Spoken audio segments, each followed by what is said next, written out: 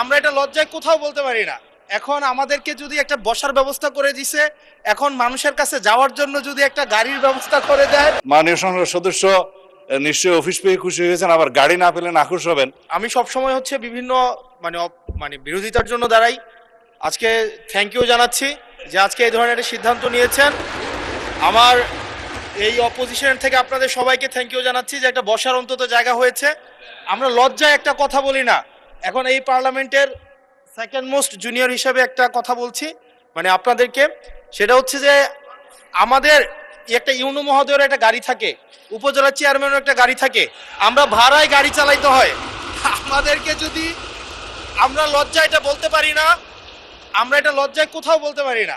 এখন আমাদেরকে যদি একটা বসার ব্যবস্থা করে দিছে, এখন মানুষের কাছে যাওয়ার জন্য যদি একটা গাড়ির ব্যবস্থা করে দেয়, তাইলে আমাদের জন্য একটু সুবিধা হয়, মানুষের কাছে একটু যাইতে পারি। মাননীয় স্বরাষ্ট্রমন্ত্রী কিছু বলতে চান? স্পিকার, স্পিকার আপনাকে ধন্যবাদ। আজকে এমপিদের প্রাপ্তির পরে অপ্রাপ্তির খবরটা বলতে চাচ্ছিলাম না।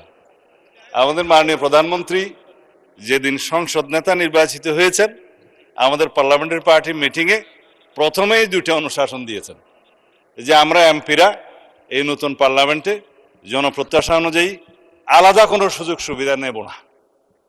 সেই হিসাবে তিনি অনুশাসন দিয়েছেন। একটা আইন আছে, এটা সংসদ বিষয়ক মন্ত্রণালয়ের অধীনে সংসদ সচিবালয় থেকেই লিড করবে। এই আইনে আমরা একটা সংশোধনী আনবো যে এই মহান জাতীয় সংসদের কোনো সদস্য আমরা ট্যাক্স ফ্রি গাড়ি নেব না। এইটা মাননীয় সদস্য বাদে বাকি সবাই চালে দিছে, কিন্তু আমাদের মাননীয় সদস্য ছাড়া দিছে।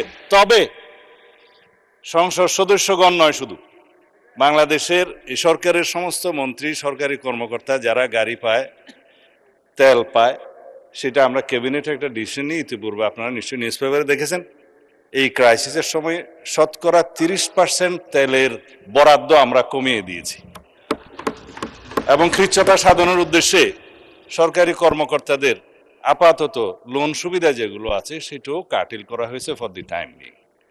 এই সমস্ত এগুলো আমরা সবই জনবান্ধব এবং জনপ্রত্যাশা অনুযায়ী যাচ্ছি, আমাদের মাননীয় প্রধানমন্ত্রীর নির্দেশনা অনুযায়ী। মাননীয় সংসদ সদস্য নিশ্চয়ই অফিস পেয়ে খুশি হয়েছেন, আবার গাড়ি না পেলে নাখুশ হবেন।